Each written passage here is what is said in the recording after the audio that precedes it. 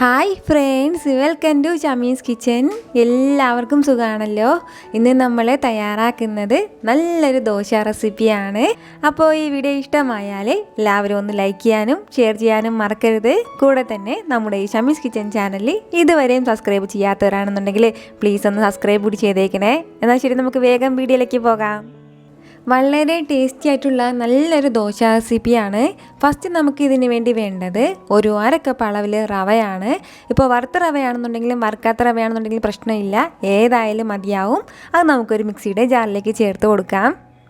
അപ്പോൾ റവ ചേർത്ത് കൊടുത്തു കഴിഞ്ഞാൽ പിന്നെ നമുക്കിതിലേക്ക് വേണ്ടത് അതുപോലെ ഒരു അരക്കപ്പ് അളവിൽ ഗോതമ്പ് പൊടിയും കൂടിയാണ്. അപ്പോൾ ഗോതമ്പ് പൊടിയും ചേർത്ത് കൊടുക്കുകയാണ്.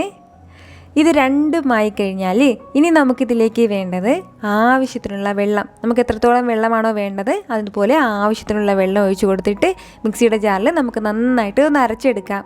ഒരു 30 സെക്കൻഡ് മാത്രം നല്ലതുപോലെ ഒന്ന് കറക്കി അരച്ചെടുത്താൽ മതിയാവും. ഞാനിപ്പോൾ ഇതുപോലെ നല്ല സ്മൂത്തായിട്ടൊന്ന് അരച്ചെടുത്തിട്ടുണ്ട്. അപ്പോൾ ഇത് വന്നിട്ട് നമുക്കൊരു ബൗളിലേക്ക് ചേർക്കുകയാണ് ഞാനിപ്പോൾ.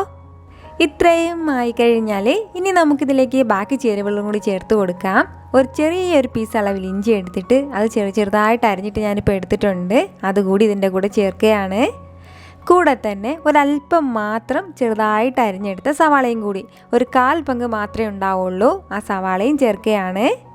ഇനി നമുക്കിതിലേക്ക് വേണ്ടത് ഒരു ചെറിയൊരു പീസ് അളവിൽ ക്യാരറ്റും കൂടിയാണ്. അപ്പോൾ ഞാനിപ്പോൾ ചെറിയ അളവിലാണ് ഇത് തയ്യാറാക്കി എടുക്കുന്നത്, അതിൻ്റെ പേരിലാണ് എല്ലാം വളരെ കുറച്ച് മാത്രം ചേർക്കുന്നത്. ഇതിലേക്ക് ചേർക്കുന്ന എല്ലാം ചെറുതായിട്ട് അരിഞ്ഞിട്ട് വേണം ചേർക്കാനായിട്ട്. അപ്പോൾ ക്യാരറ്റ് ചേർത്ത് കൊടുത്തു കഴിഞ്ഞാൽ പിന്നെ വേണ്ടത് ഒരല്പം ക്യാപ്സിക്കം കൂടിയാണ്. ക്യാപ്സിക്കം നമുക്ക് ഓപ്ഷനിലാണ്, വേണമെന്നുണ്ടെങ്കിൽ മാത്രം ചേർത്ത് കൊടുത്താൽ മതിയാവും. അപ്പോൾ ഇത് ഇത്രയും ആയിക്കഴിഞ്ഞാൽ പിന്നെ നമുക്കിതിലേക്ക് വേണ്ടത് ഒരു പച്ചമുളകാണ്. അതും ചെറുതായിട്ട് അരിഞ്ഞിട്ട് അതുകൂടി ചേർക്കുകയാണ്. ഇനി ഇതിലേക്ക് വേണ്ടത് ഒരു 1/4 ടീസ്പൂൺ അളവിൽ സോഡാപ്പൊടിയും കൂടിയാണ്. നമ്മളിപ്പോൾ ഉടനെ തന്നെ തയ്യാറാക്കുകയാണെന്നുണ്ടെങ്കിൽ സോഡാപ്പൊടി ചേർത്തേക്കണം. അതല്ല, നമുക്ക് കുറച്ച് സമയം ഉണ്ടെങ്കിൽ ഒരു 3-4 മണിക്കൂറൊന്ന് പുറത്തേക്ക് വെച്ചിട്ട് നല്ലതുപോലെ പുളിച്ചിട്ട് നമുക്ക് തയ്യാറാക്കാവുന്നേ ഉള്ളൂ. അങ്ങനെയാണെന്നുണ്ടെങ്കിൽ സോഡാപ്പൊടിയുടെ ആവശ്യമില്ല. അപ്പോൾ ഇതിന് ഇത്രയും ആവശ്യമായിട്ടുള്ള ഉപ്പും കൂടി ചേർക്കുകയാണ്. ഉപ്പും ചേർത്തിട്ട് എല്ലാം കൂടി നമുക്ക് നന്നായിട്ടൊന്ന് മിക്സ് ചെയ്ത് എടുക്കാം. അപ്പോൾ നമ്മളിത് മിക്സിയിലിട്ട് നന്നായിട്ട് അരച്ചെടുത്തതിൻ്റെ പേരിൽ തന്നെ കട്ടയൊന്നും ഇല്ലാതെ നല്ല സ്മൂത്തായിട്ടായിരിക്കും നമ്മുടെ ഈ ബാറ്റർ കിട്ടുന്നത്. അപ്പോൾ ഈ ഒരു കട്ടിക്ക് വേണം നമുക്കിത് കിട്ടാനായിട്ട്. ഒരുപാട് വെള്ളമായി പോകാനും പാടില്ല, അതുപോലെ തന്നെ ഒരുപാട് കട്ടിയായി പോകാനും പാടില്ല. അപ്പോൾ ഇത്രയും ആയിക്കഴിഞ്ഞാൽ ഇനി നമുക്ക് പെട്ടെന്ന് തന്നെ നമ്മുടെ ദോശ തയ്യാറാക്കിയെടുക്കാം. അതിന് വേണ്ടിയിട്ട് ഒരു ദോശ തവ ഒന്ന് ചൂടാക്കാൻ വെച്ചിട്ടുണ്ട്. ദോശത്തവ ചൂടാക്കാൻ വെച്ചതിന് ശേഷം പിന്നെ നമ്മൾ എണ്ണ പുരട്ടി കൊടുക്കുകയാണെന്നുണ്ടെങ്കിൽ അതിനാവശ്യമുള്ള എണ്ണയും കൂടെ പുരട്ടി കൊടുക്കാം. അതിന് ശേഷം ചെറിയ കുട്ടി ദോശയായിട്ടാണ് നമ്മളിപ്പോൾ തയ്യാറാക്കി എടുക്കുന്നത്. അപ്പോൾ ഒരല്പം മാവ് ഒഴിച്ച് കൊടുത്തിട്ട് അതിന് മുകളിലേക്ക് നമ്മളിപ്പോൾ എണ്ണ ചേർക്കുന്നവരാണെന്നുണ്ടെങ്കിൽ എണ്ണയോ നെയ്യോ നമ്മുടെ ഇഷ്ടത്തിനനുസരിച്ചിട്ട് ചേർക്കാവുന്നേ ഉള്ളൂ. ഒരു സൈഡ് ഒന്ന് വെന്ത് കഴിയുമ്പോഴത്തേക്കും പിന്നെ നമുക്കിത് തിരിച്ചിടാം. വീട്ടിലിപ്പോൾ പെട്ടെന്ന് അപ്പത്തിൻ്റെ മാവോ ദോശയുടെ മാവോ ഒന്നും ഇല്ലയെന്നുണ്ടെങ്കിൽ വളരെ സിമ്പിളായിട്ടും വളരെ ടേസ്റ്റി ആയിട്ടും തയ്യാറാക്കാൻ പറ്റുന്ന ഒരു ദോശ റെസിപ്പിയാണ്. കുട്ടികൾക്കാണെന്നുണ്ടെങ്കിലും വലിയവർക്കെല്ലാം ഒരുപോലെ ഇഷ്ടപ്പെടുന്ന ഒന്നായിരിക്കും. അപ്പോൾ ഇതുപോലെ തന്നെ നമുക്ക് ബാക്കിയുള്ളതും തയ്യാറാക്കി എടുക്കാവുന്നേ ഉള്ളൂ. നമുക്ക് ഈ ദോശ വളരെ തിന്നായിട്ട് ചുട്ടെടുക്കാൻ വേണ്ടി പറ്റില്ല. ഈ ഒരു അളവിൽ ഒരു മീഡിയം സൈസ് കട്ടിക്ക് വേണം നമ്മൾ ചുട്ടെടുക്കാനായിട്ട്.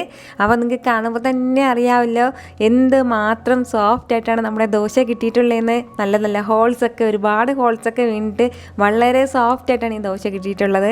അപ്പോൾ ഇത് കഴിക്കാൻ വേണ്ടിയിട്ട് പ്രത്യേകിച്ച് ഇതിൻ്റെ കൂടെ വേറെ സൈഡ് ഡിഷിൻ്റെ ഒന്നും ആവശ്യമില്ല.